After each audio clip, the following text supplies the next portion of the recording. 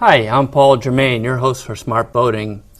You know, boating's a great sport, and it's really a lifestyle for many people. And one of the things I really enjoy about it, it's an adventure every time I go out. But with that adventure comes some risk, and it's smart to carefully consider that risk and see what you can do to insure against possible problems.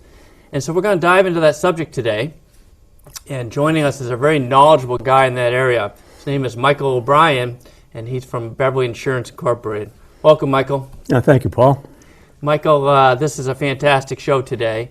But before we get into it, can you share a little bit about your boating background, a little bit about your involvement in insurance?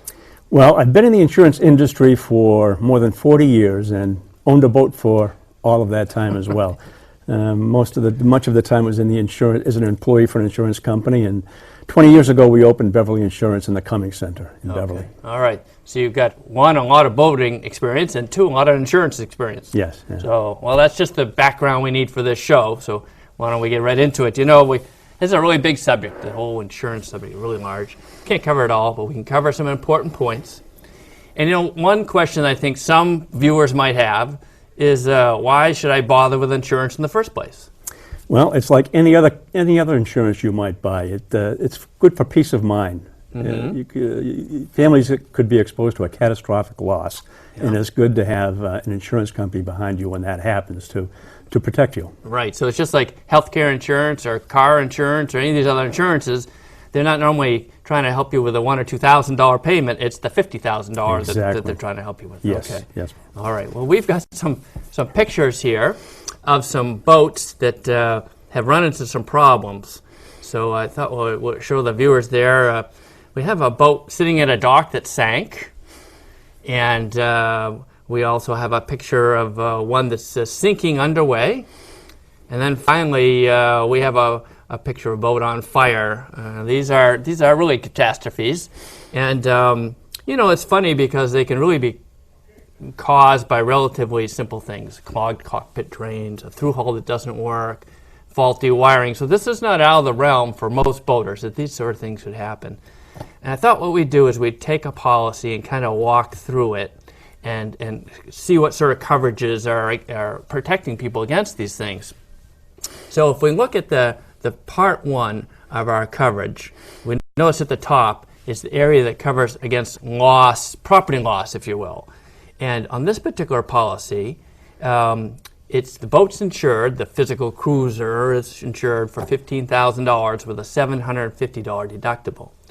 Now, that seems pretty self-explanatory, right? The insurance company paid the $15,000, and I have to fork over the first $750, or the policyholder does. What are some of the nuances that people might want to be aware of associated with that particular line item grouping? Well, if you look inside this sample policy, you will see that the $15,000 limit that you're paying for will cover automatically for a boat that's 10 years old or newer. All right. However, it says if the boat is more than 10 years old, they can look at the market value. Right. And pay that if it's less than the $15,000. So you might be paying for more insurance than you'll collect on. Right, that's a little scary because my boat's clearly well past 10 years. Keep an eye on that. You buy a policy when it's worth more, and as the value declines, then you should adjust. Work with your agent to figure that out. Okay, how about, I'm looking again at our policy, and it talks about this named storm deductible applies.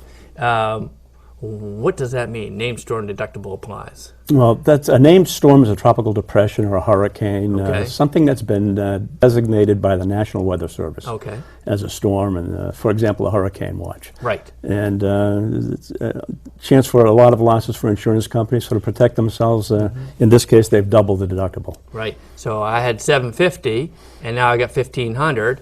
And if I remember correctly, sometimes they'll run a different deductible against kind of the vessel and against electronics, so I could have an electronics deductible that might be doubling there too, right? Well, yeah, there is separate deductibles. You'd have to look at that. But for example, electronics, that's a lower deductible in case you have a claim where somebody stole your electronics off the boat.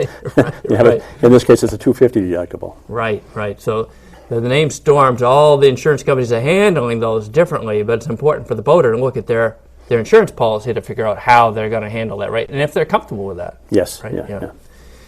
talking about these named storms, it's been interesting because I've had my boat a long time, and this wasn't historically true, but I've noticed and heard about insurance carriers providing coverage to deal with haul-outs and put back-ins, if you will, of the boat to avoid damage during big storms. Have you been seeing that in the policies as well? Yes, I think somebody got that good idea 15 or 20 years ago that it might be a good idea to get boats out of the water, and then maybe they could help out and make it easier. Right. So in this case, this policy provides 50% of what the total cost would be. So if it was $300 for an in and out round trip, they'd help you. They'd pay you $150. They would reimburse you for part of that. That's a nice feature. Makes it a little easier. Yeah. So number one, I get help taking out of the water, and by taking out of the water, I reduce the exposure of the boat getting damaged in the storm, so I'm not cutting into my doubling of the deductibles and all that stuff, right? Yep. You're happy and the company's happy. That's a good with the deal. boats out of the I water. like that deal, and that's a pretty new development. So a boater would be smart to look at their policy to see if that's in there or how that's handled, right? And they should get it because it's not very expensive. If it's not there, get it. Okay, all right. Well, so we got the boat, and we got this limits to the loss that vary by year sometimes, and you've got these named storms, these big guys. But then, let's say we're not talking about a named storm. Let's say we're talking about it's just something happens to the boat. It could get lost, it could get stolen, and they'll pay the full value, which in this case is the $15,000. Or if it's a partial loss, like someone hits a rock, and they don't sink completely, they just take on a couple feet of water. That's a partial loss. So how do the insurance companies typically handle that?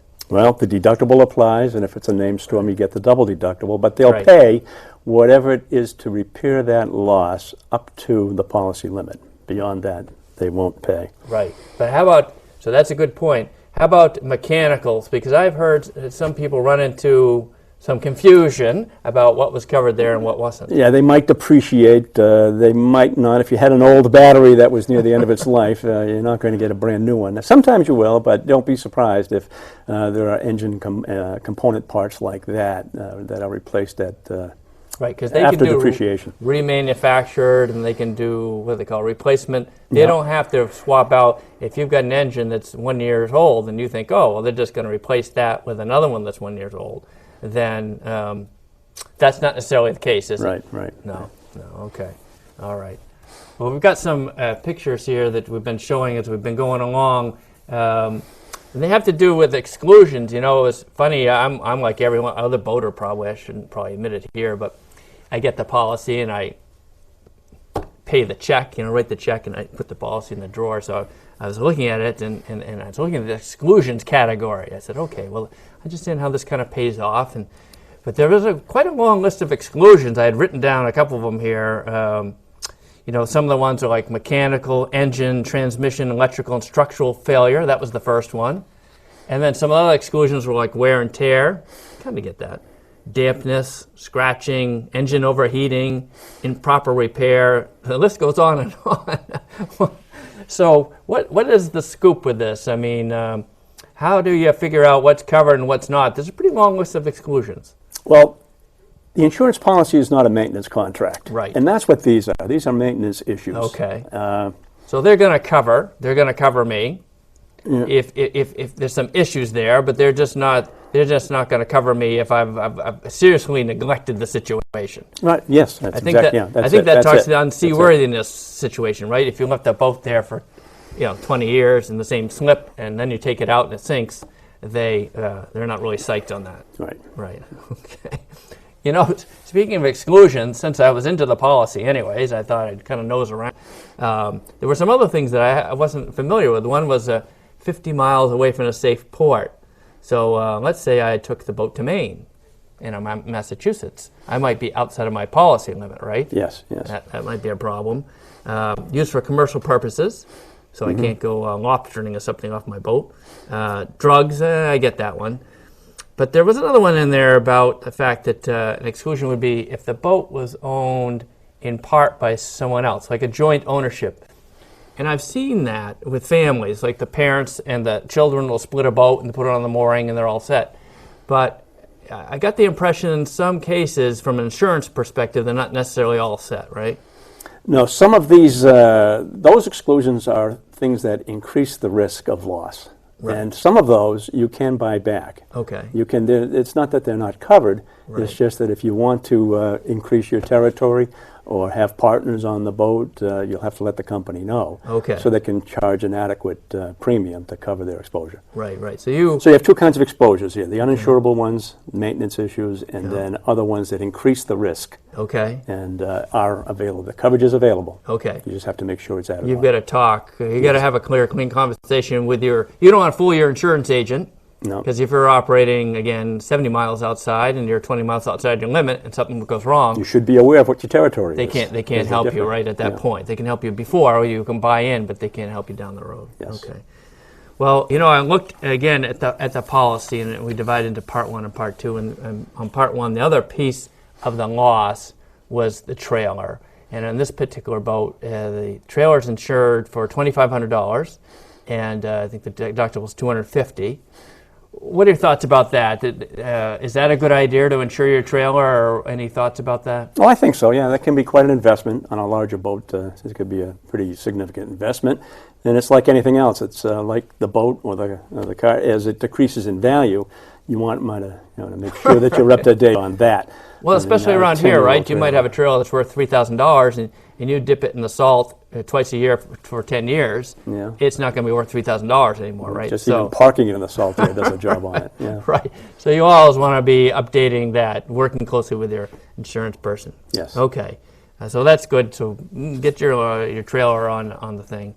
Now, the other part, so we divide this policy into part one and part two. The other part two, picks up on the liability issue. And we started the show talking about catastrophic loss. And certainly to watch your $100,000 boat sink, that's a catastrophic loss. But other catastrophic losses can come up from liability, damage you do to others, right? So on our policy here, we've got really three sections that have to do with liability. Maybe we can just go down them in order. And we've actually got some pictures, or a picture of a boat that got in a little bit of trouble that way. And we think there's probably some liability there. First one's property damage. On this particular policy, it's $300,000. What does that cover? How does that work? Well, if you hit another boat Yep. and you damage that boat, Yep. it's covered up to $300,000. Okay. No deductible when it's the other person's boat. Oh, for okay. liability. All right. So $300,000. Okay. And the second piece of the liability was per person, $300,000 per person. What does that mean? Same thing. If you had an accident and there were several people that were injured, it would be cover up to three. Now, this is where the exposure is unlimited. You don't know how high this could go depending on. So really, that's the important part of this policy is the bodily injury liability. The liability, yeah. Yeah. All right. So $300,000 against the other guy's boat, if you will, if you ran into it. $300,000 against the people injured. And then the last line item on this was the liability was $300,000 per accident. Yeah. How does that fit into the other two? Well, that caps the company's exposure. So if you were, for example, if you had an accident where somebody was injured and the injuries were $200,000, right? The damage to the boat was $150,000. You'd have a total of $350,000. Right, right. Company would only pay $3. Right. You'd be on the hook for the other $50. For the other $50. Okay, so that's a cap to the total amount of liability that Yes. they'll accept Yes. in that particular situation. Yeah. Okay, so that's good to know. Well, let me ask you this. My understanding on like with auto insurance is that agents have been recommending higher limits in recent years because the litigation and what the settlements have been have oftentimes exceeded the minimums that the states require. So here we got $300,000.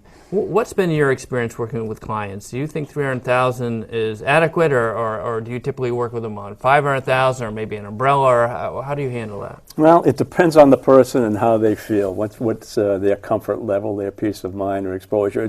Find out it's usually a lot less after a serious incident than before. So yeah, I think a higher limit is better, and people would be surprised to find out how inexpensive higher limits are. You could buy a personal umbrella, for example, that would cover over a house, 2 cars, and a boat for under $200 for $1 million in liability coverage. All right. So and when something bad happens, it's nice to have that. The $1 million, yeah. So you can get a big hop up with not much more Right, in your insurance right, policy. That's a smart move. A lot of people don't know that, so that's probably a good thing for them to look into. Yes. The last thing I wanted to talk about before we left this area of liability was water sports. And I think this is one that sometimes passes on the radar screen of a lot of people. This has to do with the towing skiers, towing water tubers, that sort of thing. I believe it's included in this policy, but it's oftentimes not. Can you talk a little bit about that? Yeah, well, there's a lot of families that like to do that. You see them out on Gloucester Harbor all the time, going Yeah. fast. Yeah. And it's not only their kids, but friends of their kids. Right. And for $18 on this policy, our sample policy, Yeah. that's covered. Right. Parasailing's not covered. Parasailing. Well, that's okay. Not too many people around here do that, but the skiing and the tubing is very popular, right? And here in Lake Winnipesaukee. So that's a smart thing to see if it's in your policy, and if it's not, and you do those activities to get it in your policy, right? Okay. All right. I think the last section on this, because this insurance policy, probably like many, seem to break out into three basic areas: physical loss, liability, and then medical payments.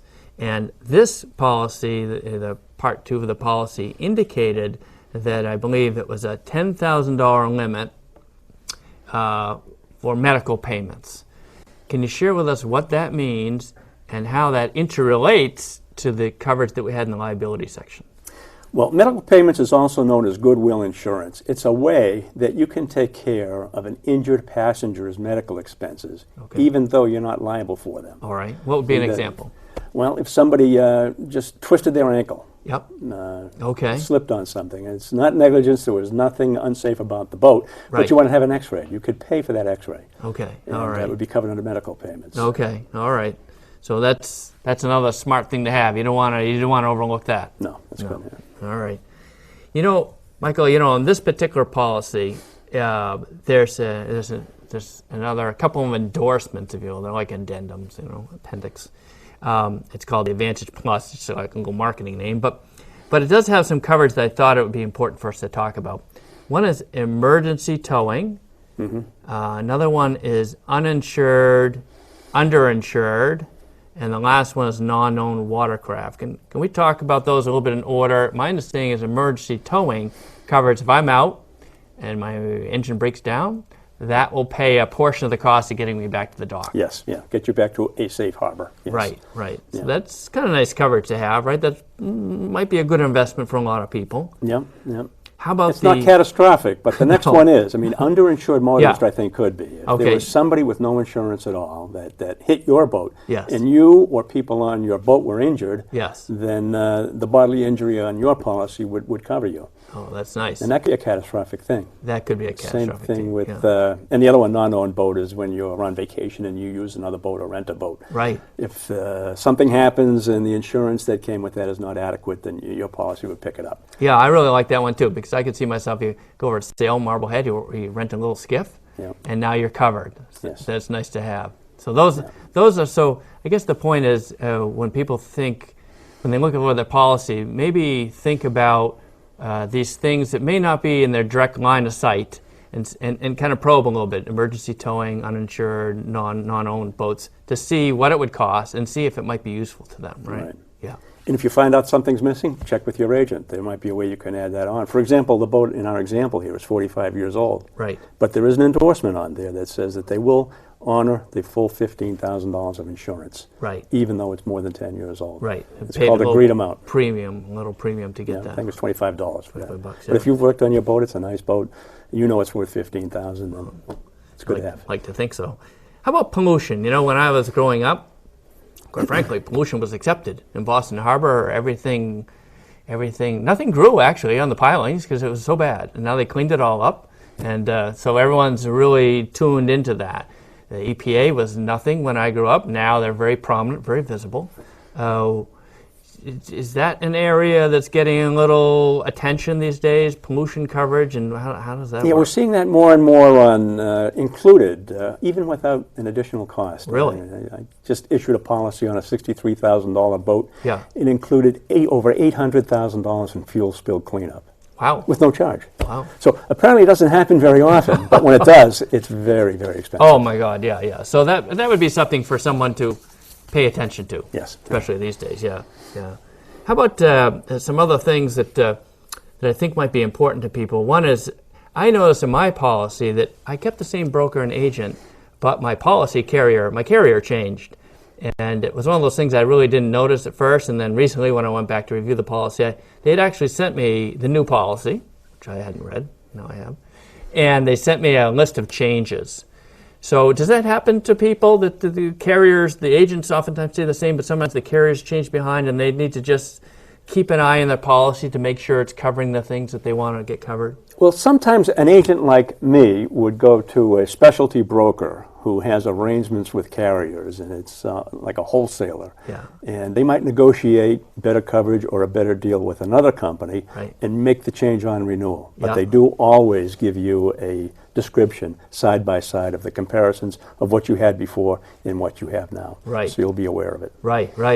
Yeah, I think the key is for the boater to look in the envelope and see if there's any paperwork to that point, right? Yeah, Overlook it. just don't throw it in the drawer. Don't throw it in the drawer. Okay. How does someone find a good agent or a good carrier? You say, okay, I've got a boat, I want to insure it, I have a little bit of understanding what I should be doing now. How does someone locate someone that could help them out, would be competent? Well, probably the best way is to ask your friends, get a referral, find out who they're using, if they're happy, if they've had a good experience, bad experience, especially if there's a special situation and you have an unusual kind of boat and you know somebody else who has that. Find out how they handled it. Okay, all right. And how about, a subject that comes up sometimes in boating periodicals is this whole area of salvage versus towing. And salvage, maybe you can explain that a little bit, what the difference is as you understand it, and where does insurance fit into that? Well, it hasn't happened very often. I haven't run across it, but it does happen. If you're on an expensive boat, or you own an expensive boat, Yes. and it's in dire distress, in a Right. storm, it's out of control, going Right. up and somebody comes to assist you, Right. throws you a line, Right. and gets you out of those dire straits, Yes. then they might be eligible entitled for salvage rights. Right. And the insurance company would be glad to pay them because they have just reduced the loss. So I see. most insurance I see. policies do cost. So don't hesitate to Right. get help if you need it because of salvage rights. Because you're really, the salver is saying, I've got a greater percentage interest in your boat, but the insurance carrier is saying, that's okay, we Yes. still have a boat to work with, so this is actually a less expensive route for us. For an example, if you had $1 million boat and after the salvage it was worth $500,000, an example I got was that the salver might ask for 20% of that, $100,000. Okay. And the insurance company will pay it. Yeah, it's a good business decision. Yeah. Yeah. I mean, it has to be adjudicated and has to be a bona fide claim. That's But right. It's not the insurance company has to get along. not a short-time process, but it is a good way to go. How about, do you recommend people insure little things like tenders, little, I've heard a lot of dinghies actually getting stolen in this area recently. I mean, it's probably not much money. I just heard about one this morning. Yeah. At a local Yeah. yacht club, an outboard was stolen There's off a something dinghy going after on dark. around here lately, yeah. Well, no, it's not catastrophic, but it's nice to have. And sometimes you'll get a policy where it's just included. And you're throwing it. So that makes it better than the one that doesn't just include it. Right, so it's probably... I wouldn't worry about it too much, but then after the claim, it's just nice to know you have it. It's cheap money. Yeah. Yeah, yeah. Costs. So, I've got health insurance, house insurance, car insurance, like everyone else, right? By the time you look at them all, you're thinking, well, I'm working for the insurance industry here. So that's not really true, but it does seem like they can add up. Well, what sort of tips do you have for people that want to keep their insurance costs in line while maintaining a sensible way to cover their vessel? Well, it's probably a good idea to shop every few years. Not every year, but every few years, just to make sure that you're getting the best that's out there, the best coverage at the best price. Boating education, too, is an important one. Is it? How's All that insurance work companies, in? if you take a Coast Guard Auxiliary or a Power Squadron course or courses, they'll reward you for that by giving discounts, credits on your insurance policy. Plus, that's nice. it'll make you a better, safer boater. Right. After you've taken that. I was just thinking about that when you were talking about that, because it seems to me, and you're an experienced boater, it seems one of the keys to reducing your costs and reducing your risk is actually to be a safer boater, right? So to try to prevent the accident from happening in the first place. And it's like most insurance. If you've had a few claims, then you become a little bit less insurable. Oh, Your price goes up. A little less attractive. That's reflected in the premiums you pay. Right. Well, let's say, accidents are inevitable. I mean, we all have accidents in different areas and so on. So let's say I'm out there and a mishap happens, I'm involved, say a collision. And that's quite possible. The boats zip every direction out there, and sometimes it's a little unclear who's got right of way and who understands who they have right of way, right? So there's certainly a possibility of an error. So let's say there's a collision. Is there a number of steps, you've been doing this a long time, are there a number of steps that people should follow to make sure that they get the whole matter cleared up as quickly as possible and as appropriately as possible? Yeah, well, what I've been seeing a lot now is people with smartphones, after they have an auto accident, they'll come in and show me photo after photo after photo of where they were, what happened, what was damaged, and where the damage was done. So that's a good idea. Yeah. Also, get all the information you can about the other parties involved, so you'll be able to track them down. Yeah. And if there are any witnesses, get their information too. All right. But the other thing is to make sure, try to get the company notified and involved as soon as possible. Okay. They really appreciate that, so that they get control of the situation. Okay. Before it gets out of hand. All right. So document it with the latest technology best you can, and get as much information and communicate that as quickly as possible. Yes. Okay. All right. Well, Michael, like we talked about earlier in the show, it's just a huge topic. And we could talk for days on it, but unfortunately we don't have days. We do have some pictures of some of the boats that have actually unfortunately had some problems, whether it's with the fire or the sinking at the dock or sinking underway, all unfortunately easily happening situations that can happen very easily to anyone. And we tried to cover some things that people should look for in their policy. What else? What would you like to add before we wrap up the show here today? Well, I don't know. I just, if you have any questions or anybody has any questions, we're always open for free advice is what it comes down to. We're at the Cummings Center, Beverly Insurance, and the website is beverlyins.com. All right. So let me see. So they can reach out to you with questions, and again, it seems like the key is be prepared. In other words, doing a little advanced planning to get that education, and then look at your policy. Yeah. And work closely with their agent. Would those be some points to bear in mind? And they could ask yourself or other people about the 5 points about these different policies. Good. Yeah. Yes. Okay. Michael, thank you for being my guest here today. Thank you for having me. And thank you, Smart Boating viewers, for joining us. If you have questions or comments, please visit us on our website, www.smartboatingus.com. I hope you'll come back again soon.